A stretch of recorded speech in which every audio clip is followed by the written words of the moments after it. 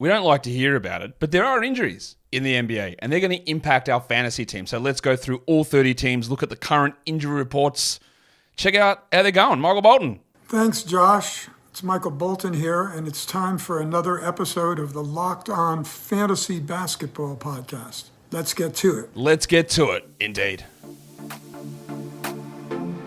You are Locked On Fantasy Basketball, your daily fantasy basketball podcast, part of the Locked On Podcast Network.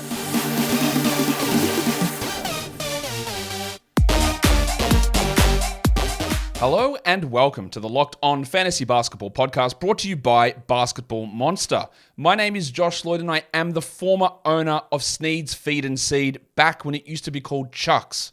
And I'm also the lead fantasy analyst at basketballmonster.com, and you can find me on Twitter, as always, at redrock_bball, on TikTok at redrock_bball, and on Instagram at LockedOnFantasyBasketball. Today's episode is brought to you by FanDuel. Make every moment more. Right now, new customers get $150 in bonus bets with any winning $5 moneyline bet. That's $150 if your team wins. Visit FanDuel.com/LockedOn to get started.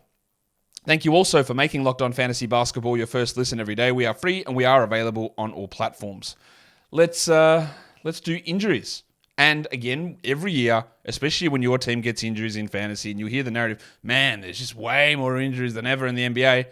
We're going to go through these teams. There's not actually, I don't think there's that many injuries, but maybe you can be the judge. Your team might have been hit with 3 injuries, and that happened. One of my team, I had Booker, Beal, Duran, and someone else, Bogdanovic maybe. And I was like, Jesus, I'm getting hit, right? But as a general totality across the league, knock on wood, we're actually okay at the moment. Things are looking all right. Let's start in reverse alphabetical order. It is the Washington Wizards, your mates, the best team in the NBA. They're actually okay as well. Delon Wright is dealing with a knee problem. He's out until the middle of December. We have seen some extra minutes flow through to Bilal Coulibaly, but I think he would have been getting those minutes anyway. And then it is just nonsense in terms of their rotation, with Landry Shamet getting minutes for God knows what reason, Tyus Jones not getting more minutes, Jordan Poole not getting more minutes. It's just bullshit. This whole team is bullshit. This whole franchise is bullshit. And I don't know, man. Bullshit.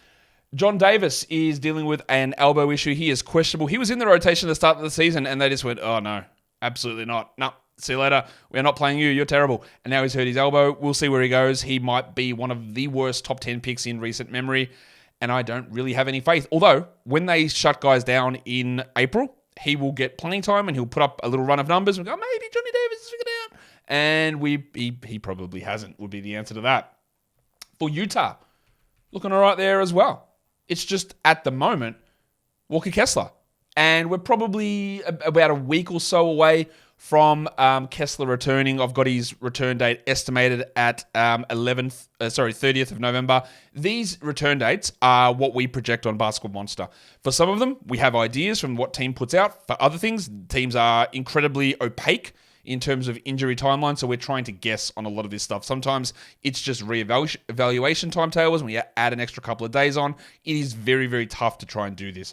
At the moment, Kessler is out. They're starting Agbaji. Olynyk hasn't seen a gigantic bump in minutes. I'll be interested to see what they do when Walker comes back. Does he go back and play 30 minutes, or is he going to be a 24-minute-a-night player as Olynyk gets these minutes and Agbaji goes back to the bench? That's what I expect happens, but we'll see. If it's healed, maybe Walker starts playing those 30 minutes a night that we sort of hoped that he would at the start of the year. For Toronto, they had Christian Koloko still dealing with this illness that, what is going on? No idea what is happening with this illness. We hope he's all right, because it must be actually significantly bad, especially if it does stem from a nose issue, which was back in April. That's a long time, man. And he's still out. So, yeah, not good there for old mate. Koloko, he is out. I did have him as doubtful, but he has officially been ruled out. And Thad Young has been downgraded to doubtful with an illness. These guys aren't part of the rotation. Javon Freeman-Liberty dealing with an ankle. I'm going to put him doubtful as well. But these are not players who are part of the rotation.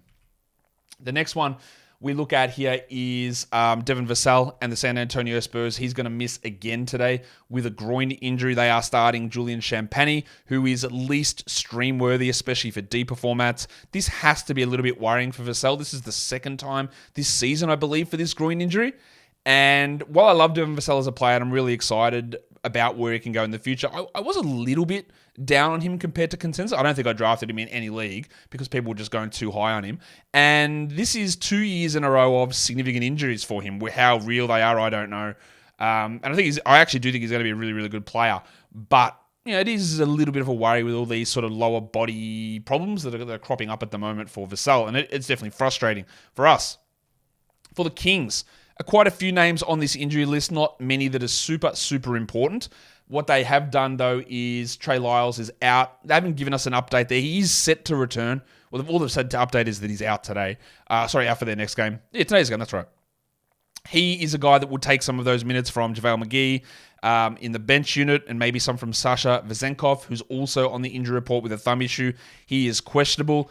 Kevin Huerter missed last game. He's questionable with a finger issue. We saw Chris Duarte start and put up a good line, but that's not going to be long-lived. Alex Len's out for months. We'll be looking at a January return for him. And Keon Ellis hurt his ankle yesterday. He never returned to that game, even though they said he was available to return, and then they ruled him out for today. So sick on leaving us with a, hey, this guy's available to return, never does, and then he's out the next day. So someone was lying or bad at their jobs.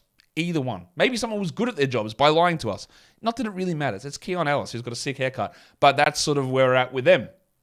A bunch of injuries, not many that are majorly important. Lyles is sort of important for the bench, and Huerter obviously has some importance. But they're rolling at the moment. The Kings putting up some good results. Let's go to the Portland Trailblazers, and they obviously have significant injuries with Anthony Simons out with that thumb issue. He is practicing without the cast on at the moment. I'm still got him there returning middle of December, so about 4 weeks away. He could return earlier than that, but they're not going to rush it. Like, we're aware of that. I think Scoot might be back at the end of this week, or at least across the weekend with his ankle problem. We haven't had an update on that recently. While I've got Brogdon and his hamstring around the same time, they have given us zero updates on Brogdon. But this is why and people will question this all the time, but part of my job is to try and project stuff out. That is the idea of projections. So when Brogdon hurts his hamstring, I put him down and out for like 10 days was my initial estimation. People go, whoa, is he any official report on that? Isn't he just day-to-day? Sure, he is, but it's a soft tissue injury for an old bastard who has had a lot of soft tissue injuries. I'm not going to just sit here and rule him out day by day by day. And I've really sort of changed my tune on this a lot over the last couple of years because it just screws up all projections and trying to look at short-term stuff when a team gives no timetable on someone and just rules them out game by game. You can't actually project anything for anybody as we move forward. So I've got Brogdon out to the end of this week, which would start to come in line with a reasonable return from a hamstring injury. He might be back earlier this week. He might be back in another week after this. I don't know because they will not tell us. But that's where we're at with Brogdon. Of course, with Brogdon, Scoot, and Simons out, we are still knocking through with Skylar Mays, who's putting up really strong numbers. You roster him. I do not believe that Skylar Mays maintains long-term value. And even if Brogdon is traded, Mays would be an 18-minute, 20-minute-a-night backup, not a guy you'd want in 12-team league. So when you're considering between him or a longer-term play, like I've heard people say, I might drop Jalen Duren and grab Skylar Mays. Please don't. Like that's just not a good move. It's good for now, and this is why you have a streaming spot, to take advantage of these short-term things. So there you go. The other one is Ish Wainwright's got a knee injury, so he's out until about the 26th of December for old mate Ish Wainwright. Today's episode is brought to you by FanDuel Sportsbook. Score early this NBA season with FanDuel, America's #1 sportsbook. Right now, new customers get $150 in bonus bets with any winning $5 moneyline bet. That's $150 if your team wins, or if your team is the Wizards and you bet against them if your team loses, or the Pistons. Should we use the joke on the Pistons? Yeah, let's do it for the Pistons. So, if you want to get $150 in bonus bets, you put that $5 moneyline on the Pistons' opponent and see how you go. They've lost 11 straight. They're on pace for since the trade deadline, they've won 5 games and lost 30 plus. They're on track for a 9-game season. They've got the lowest winning percentage, Detroit, in all major sports over the last, I think, 5 years. Sick. And so you can bet against them. Get your bonus bets and then go to parlays, go to totals, go to spreads, go to player props, go to futures, whatever. FanDuel has everything and it is so easy to use. So go to FanDuel.com/lockedon and tip off the NBA season 4 weeks in. FanDuel is also an official partner of the NFL. And don't forget to gamble responsibly. Josh, you just hate the Pistons because you used to be a Bulls fan and it's all from rivalries. No. No, not at all. I don't hate the Pistons. I just think that they're inept and things need to change. And I actually feel like I wish Pistons fans had more success because there's some fun players there, but there's a lot of bad stuff that goes on as well. The Phoenix Suns, Brad Beal. I've got his return listed as the 13th of December with this back injury. I am, as you're well aware, absolutely shit scared petrified of Brad Beal and this back injury. And if I had any inkling of what I know now, there is no chance I would have touched him in a draft. None. But we didn't. We found out about it opening night. Because even when he was sitting out the games in the preseason, it's just preseason, man. He's just getting back into business. Cool. All right. We never heard anything along these lines. This is bad. This is not good. And if I had to set an over-under on games played for BLO this season, 40.5, and I'd lean under. I think this is going to be a problem all season, and I would be very, very worried about him. And that just opens up Eric Gordon and Grayson Allen as the alternate stream legends.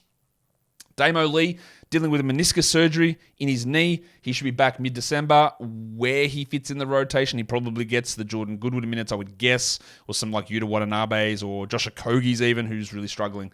And that's not a surprise. Like Josh Okogie was a little bit of a revelation coming across last season, but the reason he was available was because he was shit. And because he did nothing and he couldn't score and he couldn't do anything and he was just available for free, basically. And he had a little hot streak at the end of last season, but he's just reverted back into being Josh Okogie.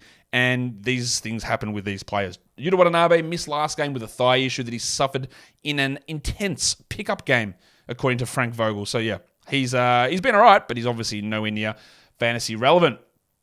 On to the Philadelphia 76ers. It is just Kelly Oubre with the rib injury. We're looking at first week of December probably for him to return. Nick Batum is starting. Bob Covington's minutes have been cut. You're not wanting to have Covington or Batum in 12-team leagues. I'll be very interested to see when Oubre comes back. Do they start him or do they start Batum? Because Oubre's numbers were significantly trending down before his injury. I think you still, once we start to get a bit closer to his return, you'd be okay adding him. But I'm not convinced that he remains a top 120 guy rest of season. He just does not have a particularly fantasy-friendly game if he's playing 27 minutes a night and there are other usage players on the team. He just isn't. So I'd be very interested to see how they use that and how he goes when he returns. It was brought to my attention yesterday that there was an erroneous injury report on CBS Sports in the injury page. Be very, very cautious about that page. It's good that they put a lot of injuries up on CBS Sports in the injury page, but this is the second time this season that I have seen an injury over there that was completely false in terms of timeline. They had Wendell Carter Jr. yesterday for Sunday's game as a game-time decision. He's still got a cast on his hand. Right? He's nowhere near a game-time decision. Someone was debating that in my Twitter comments, not blaming this guy because he read CBS Sports. You think it's true, right? It's like someone's like, "Hey, do I drop Wendell Carter?" He goes, "Nah, man, he's game time decision." I said, "He's not." Like, where did you see this? I hadn't even heard that. The other one they had was Zion Williamson is you're gonna sit out all preseason games and be on a restriction to start the season or something, whatever nonsense that was, right? This one here is just false. Like Wendell Carter is still returning from hand surgery. We're looking at beginning of December, and I've got him at the 2nd of December. That might even be early. So we just keep rolling with Badadze and Wagner and a little bit of boost extra for John Isaac. Markel Fultz, we don't have an update, so I don't know what to do with this. It's not any specific injury that I can look up timetables for. So I'm going to say 22nd of November, which is their next game. But who knows, man? I would be not confident in starting Markel this week because I don't know where this knee problem is going, unfortunately for him and unfortunately for us if we have him. For the Thunder, they are remarkably healthy. The Broncos sat out last game, Jalen Williams with a hip issue. Apparently he hurt it the game before. He was fine and then woke up sore. He missed in a 1,000,000-point blowout of the Blazers. He will be fine. He will return. He will be solid. He's a really good player. I wouldn't say he's lit it up fantasy-wise, and I'm not sure he ever gets to do that this season. But, he's good. So what do we care? On to the New York Knicks. Quentin Grimes with a wrist injury. They did upgrade him to questionable today. As long as he is out, we are rolling with Dante DiVincenzo. If he plays, I just want to see what they do with DiVincenzo because he was great last game. Now, I really do think Grimes can be a quality player. Tom Thibodeau disagrees with me, and he's got him on the center usage diet, the old CUD, and just never gives him the ball, and he doesn't play enough minutes, and he's sort of stuck in Thibodeau purgatory, which is awesome. And then Evan Fournier is dealing with ankle soreness. He is questionable to ever play a minute again, but we will see what ends up happening with his career, and we don't really care for a fantasy point of view. Let's look at the New Orleans Pelicans. Christian James McCollum is dealing with that pneumothorax in his lung. We're looking at an early December return for him. With him out, obviously, it's been Daniels and Hawkins that have boosted up. They're getting Jose Alvarado back today. So how Alvarado impacts Daniels and Hawkins is going to be intriguing. I do not think that they will start Alvarado over Daniels. I don't think they will. Alvarado can be useful, sure, but Daniels has been better, I believe. So it will be very intriguing to see where those minutes come from. Like, who does he take them from? Hawkins? I think Hawkins may end up out of the rotation when other players return. Just watch that one. Because Ken Murphy is dealing with that knee injury. We're thinking him, if you don't know who that is Trey Murphy. Trey Murphy is going to return probably early December as well. He will be absolutely worth grabbing. We don't have a firm update on him. We are 10 days away from my estimated return. What am I saying like that? Estimated. My estimated return for Trey Murphy. When the initial injury came out, they said mid to late November, maybe early December. And as always, my default is going to be whatever they tell you, do the back end of it and then add an extra week or so on. And we're past mid-November. We're heading towards late November. We haven't had an update on it. I'm still thinking early December for trade, but I wouldn't be shocked if he's not back in full go until Christmas. But we are in a situation where we're starting week 5. If you're really good and your team is strong and you have an ability to hold him, you're getting him now just to wait and see what happens. It's 10 days away from my estimated return. Doesn't mean it's going to happen, but we're getting close to that spot that if he is on your waiver wire, you don't want to wait until the report comes out and says, hey, Trey Murphy is back in 2 days, because then you find that really more of a battle to get him. You'll have to pay more fab. You'll have to be really cautious about, or really quick to get him. So if you are in a position, we're 10 days away. It is 10 days of zeros. Probably 10 days minimum of zeros. I wouldn't mind getting him though. Wouldn't mind it. Larry Nance dealing with rib issues, a rib fracture. He's out until middle of December. That is probably going to have to help Jonas Valanciunas, because the reason that Valanciunas' minutes go down is because Nance pairs better with Zion. And if Nance isn't there, then JV should play more. The other one is Matty Ryan, who's dealing with a calf injury. He's actually just been downgraded to out for today's game, so he is out for today's game. For the Minnesota Timberwolves, injuries that don't really matter that much. Jordan McLaughlin with a knee injury. We're looking at mid-December there, but he is not a rotation player. Nor is Jalen Clark, who's a rookie second-round pick, who's coming off a torn Achilles that he suffered in college, and he won't be back until March, would be the guess there. Today's episode is brought to you by PrizePicks. PrizePicks is the largest daily fantasy sports platform in North America. It's also the easiest and the most exciting way to play DFS. It's you v numbers. That is it. You don't have to worry about other people, thousands of others, with salary cap lineups or spreadsheets or algorithms. PrizePicks, the good blokes that they are, they throw up a number and you just go, more or less, and you just pick one. More, I guess. But you have more thought in it. You're more direct. You're more intentional with what you're doing, because you can actually win 25 times your money back when you pick between 2 to 6 of those individual player projection more or lesses. You can do it for multiple sports. It's easy. It's fast. It can be done in under 60 seconds as well. And they've also got this reboot policy. So your entries stay in play even if one of your players gets injured. For football and basketball games, if a player exits the game in the first half and doesn't come back in the second, your player gets rebooted. I need a sound effect for that. PrizePicks is the only daily fantasy sports platform with an injury insurance policy. So go to prizepicks.com/LockedOnNBA and use the code LockedOnNBA for a first deposit match up to $100. PrizePicks.com/LockedOnNBA. The code is LockedOnNBA for a first deposit match up to $100.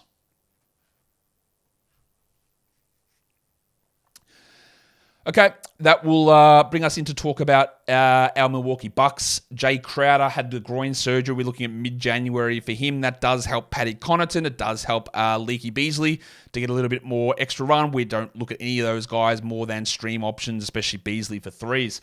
Beauchamp is dealing with an ankle problem, as is Chris Livingston. They're both out for the game Monday, I believe it is, for the Bucks, so they should be able to return for the next one. But yeah, Livingston's not a rotation piece, and Beauchamp is, but not a key one, so it doesn't really impact us much for fantasy.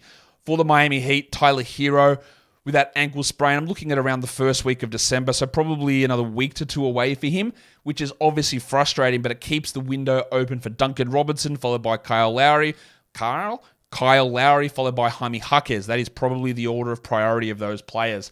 Roderick Hampton Jr. is dealing with a knee problem. We're looking at maybe early December, but they were a little bit vague, and there was some some worrisome ways that they've phrased that Hampton injury. So he may not actually return into the new year, but because it's RJ Hampton, they don't actually care enough to give us big reports on it. That's not a dig at RJ Hampton. That is just what happens in the NBA.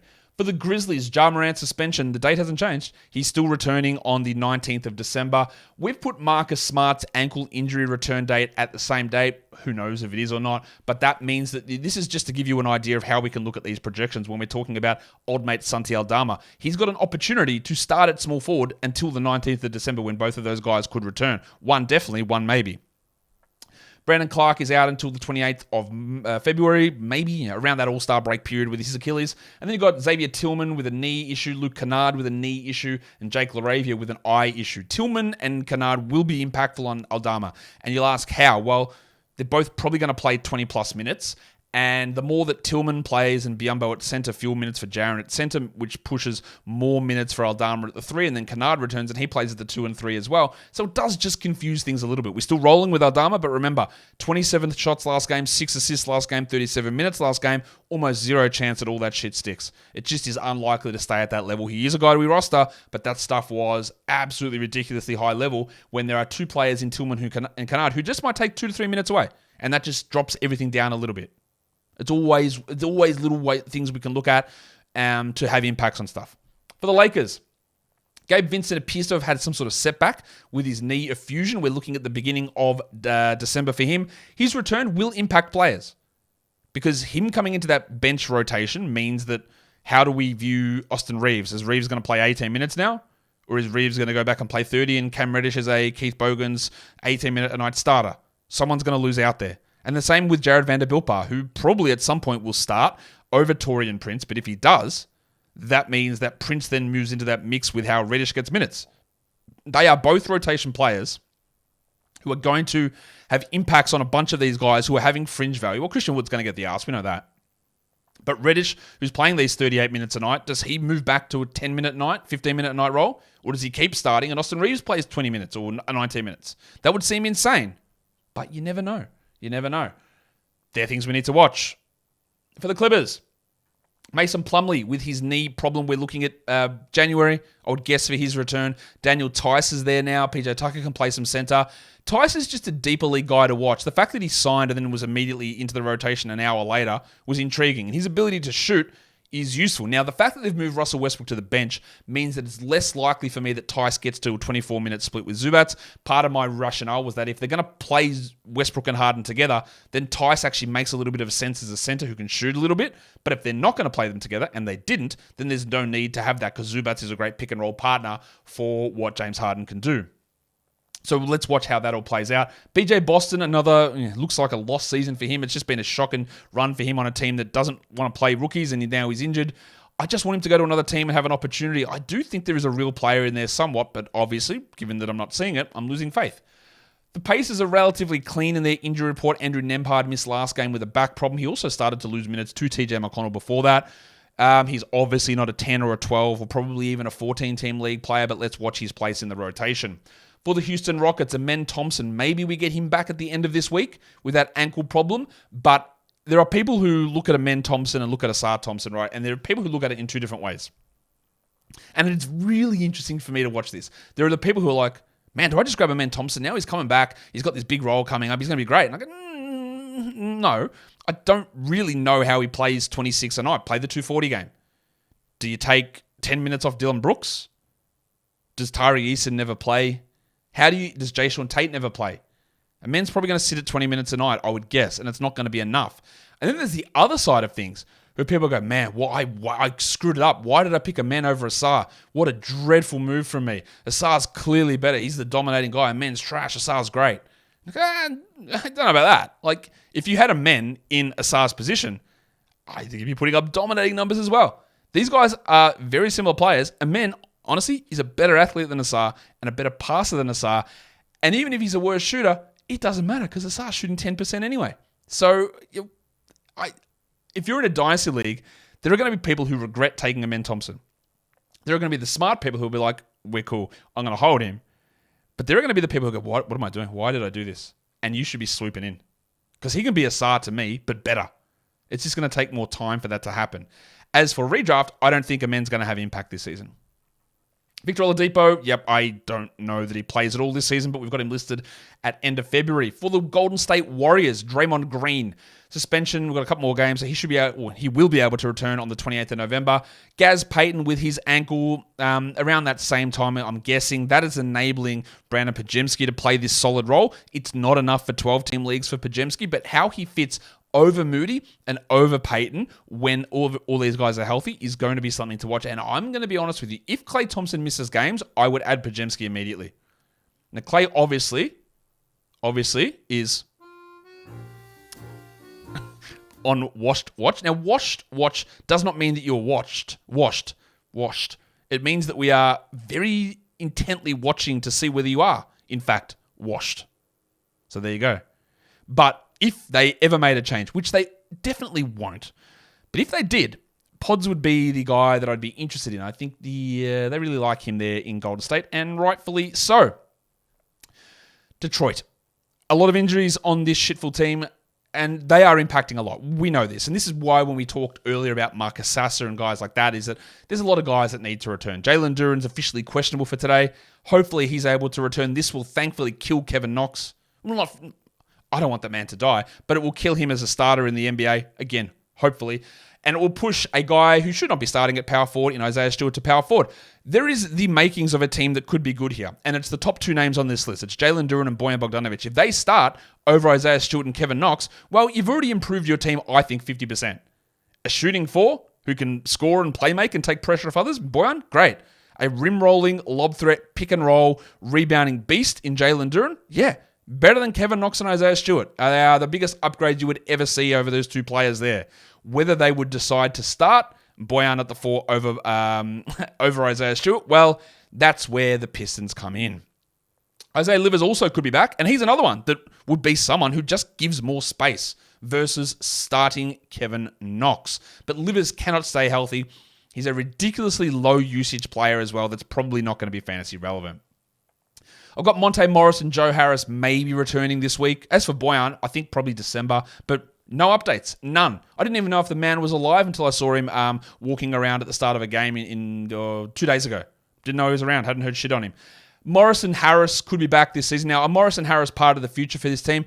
Obviously not, but when you've lost 11 in a row because your team's dreadful, that idea of we're going to play the young guys has to go out the window. You just need some competency in there. So I thought maybe they'd play Sasser over Morris. Maybe Killian Hayes would keep his role. But they're so bad that I just think they need some sort of steadiness in there. We're not rostering Morris, obviously not rostering Harris, but they could have an impact on the minutes of guys like Hayes, like Ivy, your Livers coming in and Bogdanovic coming in and impacting hopefully Stewart and Knox and Bagley and Wiseman and all these guys who are terrible. The Denver Nuggets, it's only one. It is the headmaster, Jamal Murray, with his hamstring, maybe the end of this week. And that would obviously end the Reggie Jackson streaming. And then we have to be a little bit cautious with some minutes early on for Murray. For the Dallas Mavericks, we've got Maxi Kleber with that toe injury. We're looking at probably the start of December there. I don't think it's going to impact Derek Lively a huge amount, but it could. Kleber hasn't really, I don't think, played 20 minutes this season. His body is a little broken down. And I'm not sure, much like Alex Caruso, I'm not sure he can actually play 25 a night anymore. Seth Curry missed last game with a hip injury. He hasn't really done anything. He feels a little bit on, should we do it? Is he a little bit on wash watch? I think he might be. And they've got other options, like Tim Hardaway and like the horribly underutilized Jaden Hardy. For the Cavs, Don Mitchell with a hamstring. I wish we had more information on this. I would love to rule him out for the week. I don't know that it's an acute hamstring strain, but he did strain it during a game. Now, the difference is, if I saw him strain it during a game and then he left the game and didn't return, automatic 10 days, 2 weeks, I would rule him out. But he played through it. Now, that is because a lot of the time NBA players and teams don't have any idea what they're doing with hamstring injuries. But that gives me a little bit of pauses. So he may be right, he may not be. Karis LeVert, Isaac Okoro, and Milk, Ty Jerome, all of those guys, we're not really sure of their status. Of course, and Ricky Rubio's out, I don't know that he plays this season. We've heard nothing. I'd be surprised if he's back at any point in 2023, maybe the 24 portion of the season. But if Mitchell, LeVert, Okoro, and Jerome are out, then we use unknown player. He becomes a really interesting stream option, old Craig Porter. Craig Porter, like I referred to him back in week 1, mini Derek White. One of the best shot blocking guards you would see. He's very short. He's like 6'2", 6'3". Blocks shots, gets steals, gets assists, can score. He's one of those guys with an insanely interesting fantasy profile and statistical profile. And yes, it takes a million options for him to get playing time. But when he does, you need to sit up and take notice. And that we saw it yesterday. I think you're all aware of it now. I think you've all taken notice of it after yesterday's game. For the Bulls, for a team this bad to only have one bloke on the injury report is damning again. I'd say Dalen Terry is doubtful with a patellar injury. He's bad. He's not going to play. I could have put the other injury on there as Zach LaVine and his putrid attitude, but is that ever going to heal? I don't know. He's got to get out of this team. He's so bad. He's got to leave. Get rid of him. Piss him off. He's annoying me. He's up there at DeAndre Ayton, Jeremy Grant levels at the moment. Onto the Charlotte Hornets, another team that is absolutely disgusting in terms of giving us injury updates. Terry Rozier, is his groin going to be good? Who knows? They've told us nothing. They've just ruled him out game by game, out. Better than last season where they listed him doubtful for 3 weeks, every game. So we're at the stage, again, I try to make projections. I saw Rozier go down with a groin injury. Okay, groin injury, soft tissue. That's 2 weeks. Let's list it out. We're past that now. But I don't know. I don't know when he comes back. And obviously him being out impacts a lot. Impacts Hayward, Miller, Washington, Bridges. Adding a 34-minute starting shooting guard into the mix is going to impact somebody. But they won't tell us. Big Dick Nick Richards dealing with a concussion. His absence actually does impact PJ Washington as well. Because if he's there, like, how do they run Mark? How do they run Richards? How much small ball does PJ play? We still don't know. There are a lot of question marks here. James Bouknight with a knee injury. This man may not play a single second in the NBA. And the other one is Cody Martin. You want to talk about injury reporting? Anyone want to say a single thing about this man? No. The worst injury management situation I've seen. That's not true, but it's pretty bad. We've heard nothing. He hasn't played. He hasn't played since he played 3 games last season. And we just don't know. He had surgery. What for? Don't know. Is he recovering? Who knows? Is he going to come back? I couldn't tell you. No idea. So I've ruled him out through December. I don't know that he's going to play this season. And again, he would be a guy that theoretically Steve Clifford would love. And that's another 20 minutes off the bench that impacts every one of these players. But we don't know. Frankie Ntilikina dealing with a knee injury. He's probably back start of December, but in essence, when players return, he won't play. For the Nets, Ben Simmons, back injury. We had him always at about a month, so around 14th of December. They said, no, it's nothing. Just be like maybe 3 games. Well, we're obviously very well past that because I just don't want to believe anything that these guys and his team says about these injuries. This is what we have. This is, again, it's the conundrum of like when they tell you something, how do you believe it or not? In this case, I didn't, and I pushed him out a little bit further, and so far, I am trending towards being correct on this, but you never know. He might suit up next game. We are getting close to a Cam Thomas return according to his original timetable, but they are bad at reporting injuries in Brooklyn, so I don't know that Thomas returns this week, but we are past that or getting close to that original 2-week time frame from him. When he returns, then you're going to see probably Mikal Bridges' touches come down, Dinwiddie maybe turning into a drop, and Lonnie Walker not having the same opportunities. Dennis Smith Jr. missed last game with a back problem. He's an interesting assist and steal stream. For the Celtics, all they are is... Derek White is out for personal reasons. Jaylen Brown is playing today, and Al Horford's resting. We hope everything is okay with Derek. I'm going to guess. I'm not even going to guess. I'm not going to guess. No point. Derek White's out today, personal reasons. Hopefully it's not long-term. And then the Atlanta Hawks. They've got 2 long-term injuries to their rookies, but they're not rotation pieces anyway. Mohamed Gay has a stress reaction, I think, in his back. Well, it isn't his back. I think it's a stress reaction. He's out until about mid-December, and then Kobe Buffkin's thumb injury looks to be more serious than initially reported. We've got him around the beginning of January, but these are not rotation players, and they would only come into play if multiple players got injured on the Atlanta Hawks. And that will do it for me today. Don't forget to follow this podcast on Apple Podcasts, Google Podcasts, Spotify, and on the Odyssey app, and on YouTube. You thumb that up, and you leave your comments down below. Guys, we are done here. Thank you so much for listening, everyone. See ya.